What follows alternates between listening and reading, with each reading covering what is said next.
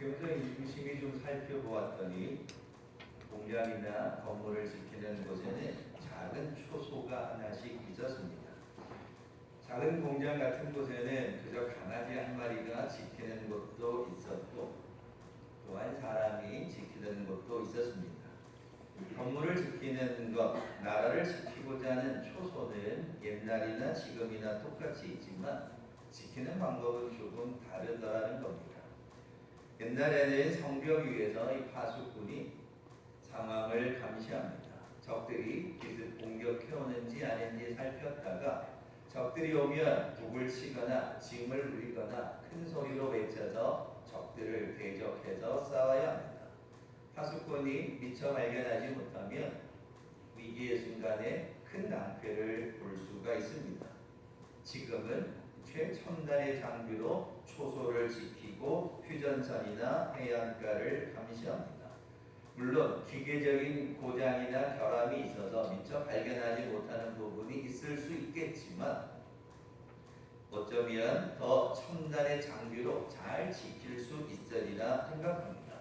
어쨌든 간에 기계를 통해서 컴퓨터를 통해서 초소를 지키고 해안선을 지킨다는 건 잘 지키고자 하는 목적입니다. 외부적인 침입이 없었는지 적의 기습 공격은 없는지 감시하는 것이 파수꾼이나 초소에서 하는 역할은 달라지지 않았다는 겁니다. 시대가 변함에 따라 사람이 지키느냐 기계가 관리하느냐의 차이일 뿐이지 위기의 순간에 적들이 가까이 왔는데 모르고 지나간다면 그건 큰 어려움이 될 겁니다. 이태원에서 일어난 사고도 마찬가지일 것입니다. 위험의 경고가 있었지만 그걸 깨닫지 못하고 미리 준비하지 못한 그 결과가 드러난 일이라 생각합니다. 이처럼 오늘 읽은 시편의 기자에게도 위기의 순간이 찾아왔습니다. 오늘 읽은 본문에 이렇게 나와 있듯이 하나님의 말씀에서 먼 자들이 주의 법에서 멀리 있는 자들이 하나님을 무시하고 악을 행하는 자들이 가까이에 왔다라는 겁니다. 악을 따르는 자들이 이 시편 기자를 공격하려고 가까이에 왔다는 겁니다. 우리가 읽긴 읽었지만 그렇게 다급하게 느껴지진 않지만 그 시편의 원래 뜻을 찾아가 보고 단어들이 표현하는 내용을 살펴보면 아주 급박한 상황입니다. 오늘 읽은 이 본문의 말씀에 시편 기자를 공격하러 오는 사람들이 가까이 왔다는 겁니다. 그것도 하나님을 알지 못하고 하나님께로부터 먼 자들이 이 시편 기자를 또 이스라엘 백성들을 죽이려고 가까이 온 겁니다. 그러니까 이 상황을 오늘 이 본문의 상황을 지금 우리의 형편으로 바꾸어 말하면 119에 수화기를 들고 무조건 눌러야 하는 아마 이 초특급의 긴박한 상황일 것입니다. 그저 오겠거니 적들이 공격하겠거니가 아니라 지금 내 눈앞에 멀지 않은 곳에 적들이 다가왔다라는 겁니다. 그저 놀러 온 것이 아니라 위기의 순간, 내 목숨을 헤아려고 하는 위기의 순간이 찾아왔다라고 오늘 본문은 이야기합니다. 이 위기의 순간에 이 시편 기자는 어떻게 하였는가? 도망갔는가? 숨어버렸는가? 모른 척했는가? 아닙니다. 오늘 읽은 말씀 가운데 145절에 내가 전심으로 부르짖었사오니 146절에 주께 부르짖으며 147절에 날이 밝기 전에 부르짖으며 149절에 내 소리를 들으소서라고 하나님 앞에 긴급한 호출 신호를 보내고 있습니다. 지금 위기의 순간이 이르렀기에 느긋하게 있는 게 아니라 부르짖으며 내 소리를 들으시라고 하나님 앞에 긴급하게 호출 신호를 보내고 있다는 겁니다. 우리가 신앙생활이나 사회생활을 하다 보면 갑작스러운 일들이 생길 수가 있습니다. 생각지 못한 일들이, 꿈에도 생각하지 못한 일들이, 갑작스러운 일들이 일어나기도 합니다. 심각한 문제죠. 준비할 수 없었으니까 심각한 문제입니다. 그럴 때 어떻게 해야 하는가? 당연히 하나님을 믿는 믿음의 사람이라면 당연히 하나님을 찾아 기도해야 되는데 그 위기가, 그 문제가, 그 고난이, 그 걱정이 너무 심각하다 보니까 기도하는 것조차도 잊어버리는 위기가 올 때 있다는 겁니다. 아무런 시간을 적에는 아이고 내가 교회 다닌 게 얼마인데 당연히 하나님께 기도해야지, 당연히 하나님을 찾아야지라고 말하는데 막상 그 위기가 내게 찾아오면, 갈등에 불 떨어지면 너무 급해서 너무 위기의 순간이라서 기도하는 것 그 자체를 잊어버릴 때가 많다라는 겁니다. 그래서 어찌해야 할까? 어찌해야 할까? 아무런 해결책을 찾지 못하는 겁니다. 그런데 오늘 150절 말씀에 이 시편 기자를 죽이려고 찾아온 사람들은 주의 법에서 머니 있다라고 표현합니다. 주의 법에서 멀다는 거죠. 하나님 앞에서 멀다는 겁니다. 하나님과 관계가 없다는 거죠. 하나님의 말씀을 모르는 사람들입니다. 더 다르게 말하면 그저 자기 멋대로 자기 욕심대로 세상에 악을 행하는 사람들이 찾아왔다는 겁니다. 좀 양심이 있거나 하나님을 알거나 하나님의 말씀이 뭔지 아는 사람이 찾아왔다면 좀 상황이 달랐을 겁니다. 그렇게 위기라고 느껴지지 않았을 텐데 주의 법에서 먼 자들이, 하나님을 알지 못하는 자들이, 하나님을 대적하는 자들이 찾아왔으니 그 위기가, 그 환란이 얼마나 컸겠느냐 하는 겁니다.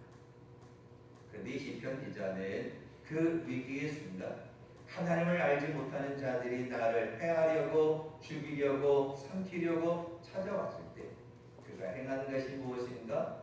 하나님 앞에 부러지졌다는 겁니다. 오늘 아침 예배 드리는 여러분 자신이 하나님과 가까우냐 안 가까우냐 알 수 있는 방법이 있습니다.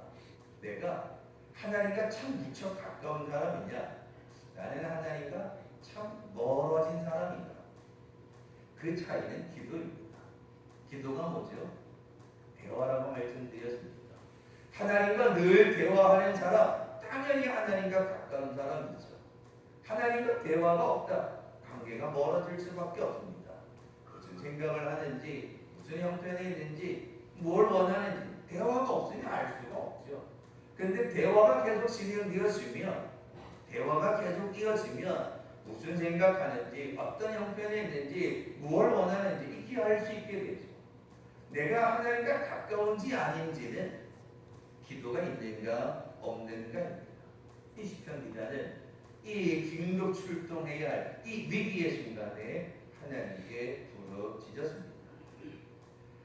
광야를 탈출한 이스라엘 백성들을 한번 생각해 보십시오. 애굽의 종살이에서 그들을 구원하자 하나님이 광야로 인도하셨습니다. 그런데 홍해 앞에 다다르게 되자 이스라엘 백성들은 180도 사람들이 달랐습니다. 홍해라는 걸 눈앞에 보는 순간, 그 위기의 순간에 죽는구나라는 두려움이 찾아오니까 이들은 180도 달랐습니다. 180도 달라졌다는 건 하나님을 찾아야 한다는 게 그렇지 못했던 겁니다. 애굽에서 10가지 지향을 통해 구원을 받았습니다. 그러면 하나님이시라면 야, 이 홍해 정도야 아무것도 아니지, 이건 뭐 문제가 되겠나? 하나님을 찾아야 되는데 이 홍해라는 두려움, 걱정, 근심이 떡하니 버티니까 자신들의 힘으로 어찌할 수도 없는 그 홍해가 눈앞에 보이니까 두려워지고 걱정이 되고 근심이 되니까 180도 달라집니다. 그러면서 하나님을 원망하기 시작하고 하나님을 향하여 악한 말을 내뱉기 시작하고 차라리 애굽에 가서 죽는 게 낫지 물에 빠져 죽을 수 있느냐, 하나님을 향하여 엄청난 말들을 쏟아내기 시작합니다. 홍해 앞에서 이스라엘 백성들이 행한 건 불평밖에 없었습니다. 그런데 그렇게 쏟아내는 심한 말들, 불평 가운데 모세도 있었습니다. 홍해가 눈앞에 보이자 이스라엘 백성들은 하나님으로부터 멀어지기 시작합니다. 그런데 그 현장에 모세도 있었습니다.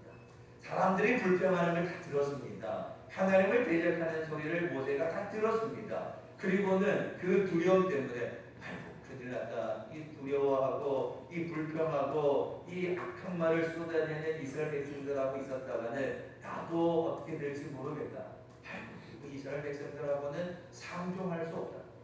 나라도 살아야지. 도망가는 거야. 모세는 그렇지 않았습니다. 모세는 그 위기의 순간에 도망가지 않았습니다. 하나님과 멀어지지 않았습니다. 모세가 한 행동은 그 위기의 순간에 홍해라는 두려움, 죽음이라는 두려움 때문에 불평하는 이스라엘 백성들 가운데 모세가 행한 건 기도였습니다.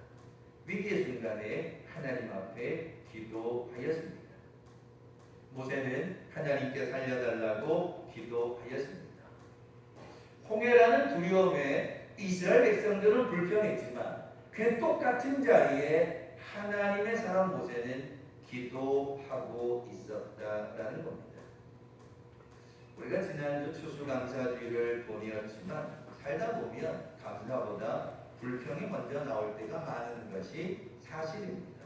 그러나 분명한 사실은 축복의 사람, 감사의 사람, 믿음의 사람, 하나님을 가까이 하는 사람은 위기의 순간에 기도하는 사람이라는 겁니다. 이 시편 기자는 악을 행하는 자들이 가까이 왔습니다. 하나님과 먼 자들이 찾아왔습니다. 그로 말미암아 죽음의 두려움이 찾아왔지만 그러나 그는 하나님 앞에 부러지져 기도합니다. 진심을 다해 전심을 다해 하나님 앞에 부러지져 기도하게 됩니다. 겟세마네 동산의 예수님의 기도를 한번 생각해 보십시오. 땀이 흐르기 시작하는데 핏방울처럼 흐르게 되는 간절한 기도입니다. 십자가의 두려움이 있었습니다. 이제 고난의 길이 시작됩니다. 자기를 죽이려 그러고 보낸 로마 병사들이 있었고 자기를 팔아버리려는 제자도 있었습니다.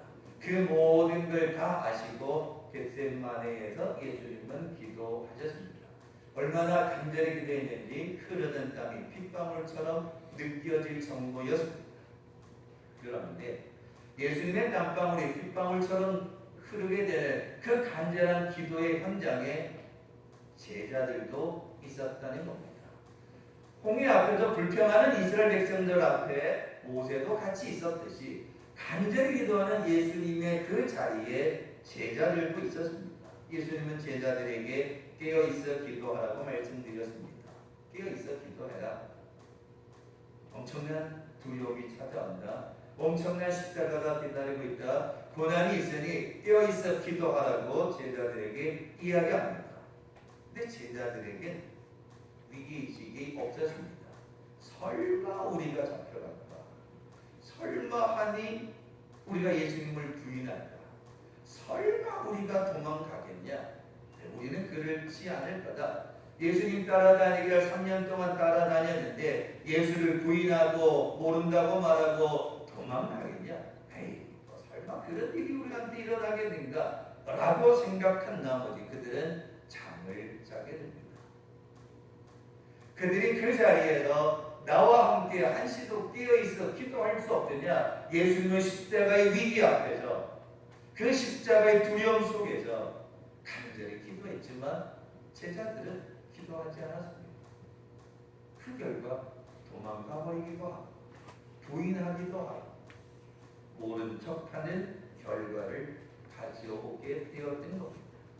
악한 자들이 가까이 왔는데 이 제자들은 기도해야 할 그 현장에서 그렇게 간절히 부탁하고 간곡하게 부탁하는 주님의 명령에 깨어있지 않았습니다. 오늘 아침 예배드리는 여러분, 악을 따르는 자들이 가까이 왔습니다. 나로 하여금 하나님과 멀어지게 하는 일들이 참 많습니다. 예배드리지 못하게 하고 기도하지 못하게 하고 주의 믿음 가운데 살아가게 하지 못하는 방해하는 것들이 참 많습니다. 또한 여러분은 어떤 걱정, 근심으로 인해 무거운 짐을 지고 가고 계십니까? 우리는 우리 주위에 건강, 물질, 자녀, 가정, 직장, 그냥 모든 게 다 위기 가운데 살아갑니다.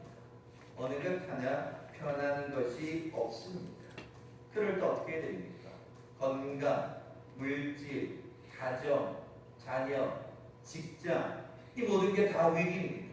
언제 어떻게 될지 모르는 그 위기 속에 살아갑니다. 그러면 그것이 걱정되고 그것이 두렵다고 해서 하나님을 떠나가고 하나님과 멀어져야 합니까? 하나님의 말씀을 믿지 않았던 사람들은 포기하고 도망가 버렸을 겁니다.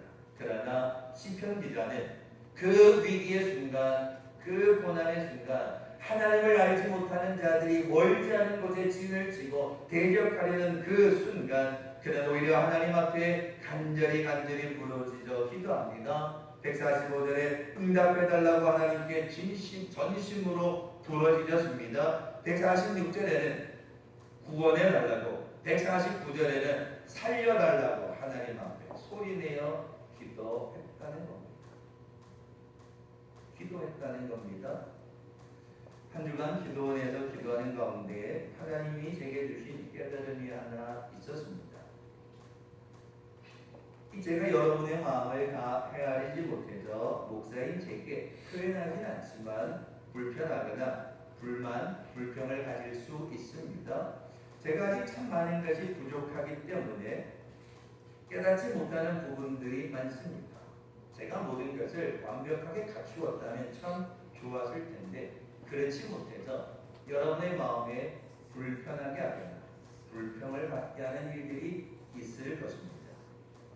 그래서 기도원에서 한 주간 기도합니다.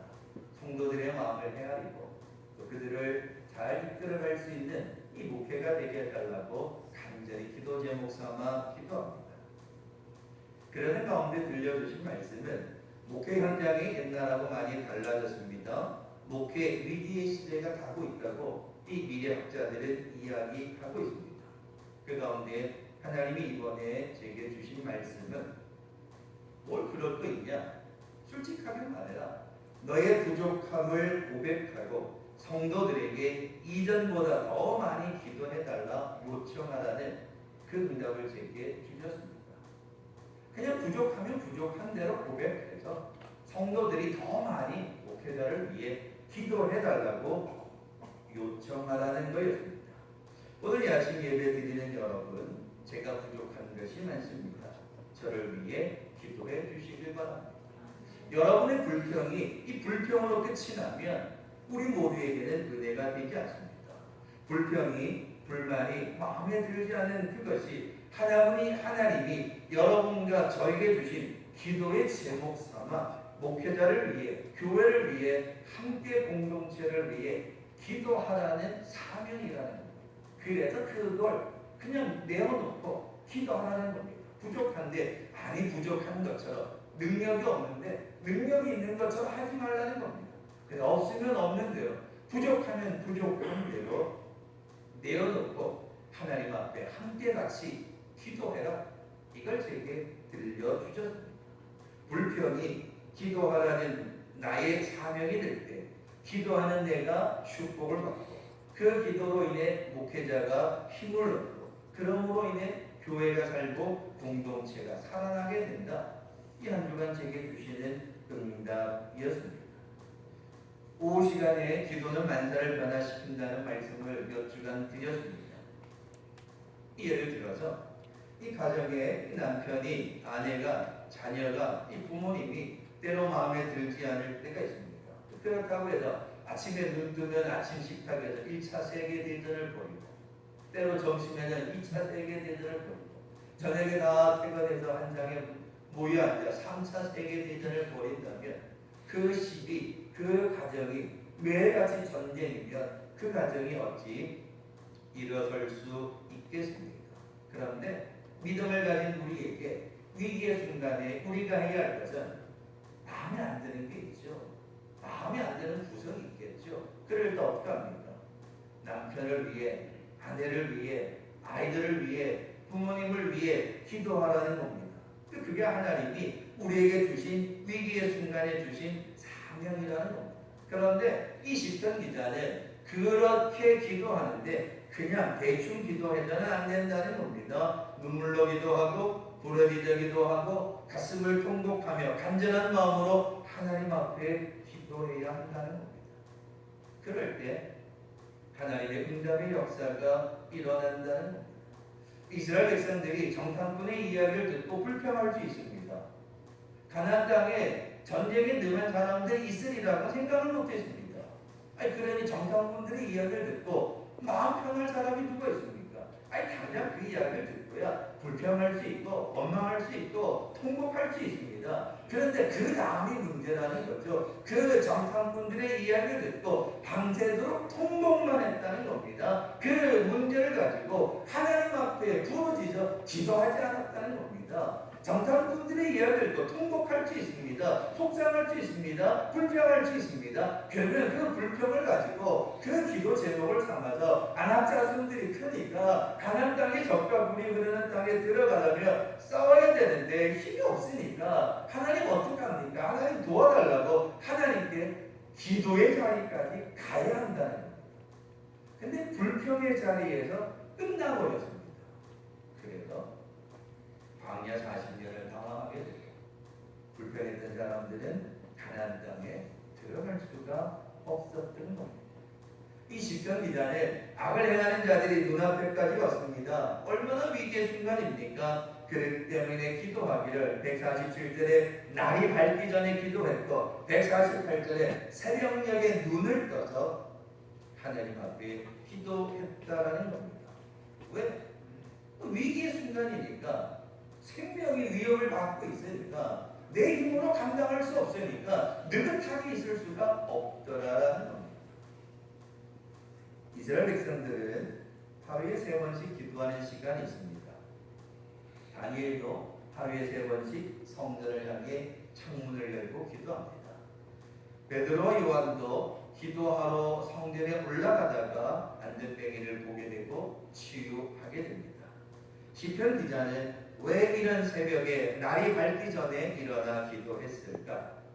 당연한 거죠. 위기의 순간이 찾아왔는데 하나님을 알지 못하는 사람들이 가까이 있는데 악한 자들이 가까이 있는데 느긋하게 있을 수가 없더라는 겁니다. 그래서 하루에 3번씩 기도하는 것 외에 날이 밝기 전에 새벽녘에 하나님을 찾을 수밖에 없더라는 겁니다. 그래서 하나님 앞에 간절히 부르짖어 기도했더니 하나님이 응답해 주셨다. 이렇게 고백하는 겁니다. 죽음을 맞이하게 된 히스기야 왕은 어떻게 합니까? 그 말이 떨어지기가 무섭게 벽을 보고 기도합니다. 그랬더니 선지자가 집에 들어가기도 전에 응답하시기를 다시 가라. 가서 히스기야 왕에게 내가 너의 병을 고쳐서 15년의 생명을 연장하겠다고 이야기합니다. 선지자가 와서 말합니다. 왕이시여 왕은 죽을 겁니다. 죽겠지. 언젠가 죽을 거야. 내가 하고 싶은 대로 하다가 살다가 놀다가 내 마음대로 다 하다가 죽을 거야 라고 생각한 게 아닙니다. 선지자의 이야기를 듣자마자 바로 그 즉시 방에 들어가 얼굴을 낯을 벽을 향하여 하나님 앞에 기도합니다. 이 선지자가 집에 돌아가다가 다시 돌아옵니다. 야, 네 얼마나 열심히 기도했냐? 하나님이 너의 기도를 들으셨다. 하나님 네가 부르짖는 걸 들으셨다. 또 집에 가다가 돌아와서 걱정하지 말아라. 하나님의 생명을 연장시켜 주었다라고 이야기를 하고 있습니다.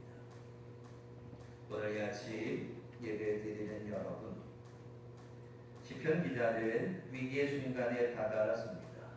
악을 따르는 자들이 하나님의 말씀에서 먼 자들이 가까이 왔습니다. 어찌해야 할까? 발을 동동 굴렀습니다. 어찌해야 할까? 눈앞에 보이는 적들이 나를 죽이려는 대적자들이 눈앞에 보이는데 어찌해야 할까? 발을 동동 구릅니다. 이거는 불평한 것이 아닙니다. 위기의 순간에 발을 동동 구른 다음에 그는 하나님께 기도하기 시작합니다. 그 기도가 오늘 읽은 내용입니다. 살려달라고 기도합니다. 구원해달라고 기도합니다. 지켜달라고 기도합니다. 악한 자들이 가까이 왔으니 살려달라, 구원해달라, 나의 부르짖음에 응답해달라고 기도합니다. 새벽에 일어나 기도합니다. 날이 새기 전에 기도합니다. 전심으로 기도합니다. 간절히 기도합니다. 그랬더니 하나님이 지켜주시고 인도해 주셨다라는 겁니다. 오늘 우리도 그랬으면 좋겠습니다. 물질의 문제, 건강의 문제, 자녀의 문제 모두가 다 위기입니다. 경제적으로 어려운 시대를 살아갑니다. 정치적으로도 혼란한 시대를 살아갑니다. 뉴스를 보더라도 좋은 이야기는 별로 없습니다. 위기라는 것이 무엇입니까? 내 힘으로 안 되니까 위기입니다. 내 힘으로 감당할 수 있으면 그건 위기가 아닙니다. 건강의 문제, 자녀의 문제, 물질의 문제, 내 힘으로 안 됩니다. 안 되니까 위기입니다. 그런데 더 안타까운 것은 믿음의 위기가 오고 신앙의 위기가 찾아왔는데도 하나님과 멀어지고 있는데도 그 위기를 깨닫지 못하는 사람들이 있더라라는 겁니다. 홍해 앞에서 기도하는 모세가 있는 반면에 불편한 자들이 있었다는 겁니다. 땀방울이 빗방울이 되도록 기도하는 예수님이 계신가 하면 잠을 자는 제자들이 있더라라는 겁니다. 내 힘으로 감당할 수 없는 그 위기의 순간 결국 그것이 우리의 기도 제목이 되어야 합니다. 물질의 문제, 건강의 문제, 자녀의 문제 내 힘으로 안 되죠. 그건 기도 제목입니다. 근데 대충 기도하는 거하고 전심으로 기도하는 거하고 간절히 기도하는 거하고는 다르죠. 나를 세워서 날이 깨기 전에 새벽을 깨워 기도합니다. 잊어버리면 안 하고 모르면 지나가고 그런 기도의 모습과는 전혀 다를 겁니다. 지금 여러분에게는 어떤 위기가 가까이 있습니까? 지금 여러분에게는 어떤 걱정, 근심이 가까이에서 나를 둘러 진치고 있습니까? 지금 여러분에게는 어떤 불평, 불만이 내 속을 가득 채우고 있었습니까? 지금 여러분에게는 어떤 신앙의 위기가 가까이에 다가오셨습니까? 그 위기만 생각하니까, 걱정만 생각하니까 그냥 답답해요. 만사가 귀찮아요. 아무것도 싫어요. 예배드리는 것 싫어요. 기도하는 것 싫어요. 찬송하는 것 싫어요. 다 귀찮은 겁니다. 오늘의 시대가 그런 시대가 되었다는 겁니다. 그건 우리만의 모습이 아니라 오늘 이 땅에 살아가는 많은 사람들의 모습입니다. 그래서 위기라는 거죠. 그 위기가 축복이 되고 기회가 될 수 있는 단 한 가지가 있습니다. 그것이 하나님이 우리에게 주신 축복인데 기도하는 겁니다. 하나님은 우리에게 그 위기 가운데 축복의 순간, 축복의 기회를 주셨습니다. 그것이 바로 하나님 앞에 다 내어놓고 기도하는 겁니다. 그 방법밖에 없습니다. 예수님 말씀하시기를 기도 외에는 방법이 없다는 겁니다. 위기의 순간에 내가 사는 방법 기도하는 겁니다. 오늘 이 아침 예배드리는 여러분, 시편 기자는 하나님을 대적하는 자들, 나를 죽이려는 자들이 눈앞에까지 찾아온 위기의 순간에 절망 가운데 포기하거나 도망가거나 낙심하지 않았습니다. 그 위기의 순간에 하나님을 향해 전심으로 부르짖어 간절히 소리내어 외쳤습니다. 날이 밝기 전에 새벽을 깨워 하나님께 단순하게 기도합니다. 살려달라, 구원해달라 기도합니다. 그럴 때 하나님의 구원의 역사가 시작되었던 것처럼 오늘 이 아침 여러분 각자가 경험하고 있는 위기, 여러분 개인에게 있는 걱정, 근심, 그것이 바로 하나님이 기도하라고 주신 하나님의 뜻인 줄 알고 늘 깨어있어 하나님 앞에 기도하고 살아계신 하나님의 놀라운 응답을 경험하는 축복의 성도들 되시길 주님의 이름으로 축원합니다. 아멘. 고마우신 아버지 하나님, 우리는 부족합니다. 우리는 연약합니다. 힘도 없고 능력도 없습니다. 그래서 하나님을 의지할 수밖에 없습니다. 우리에게 찾아온 어떤 위기가 있다면, 건강에, 물질에, 가정의 위기가 있다면 두려워하지만 말게 하시고 기도하는 자가 되게 하여 주시옵소서. 하나님을 찾는 자가 되게 하여 주시옵소서. 부르짖어 외칠 수 있는 자가 되게 인도하여 주셔서 언제나 우리에게 응답하시려고 기다리고 계신 그 하나님의 모습을 바라보며 간절히 부르짖어 기도하는 가운데 오늘 우리는 기적의 주인공이 되는 놀라운 축복이 우리 가운데 넘쳐날 수 있도록 인도하여 주시옵소서. 예수님의 이름으로 기도하옵나이다.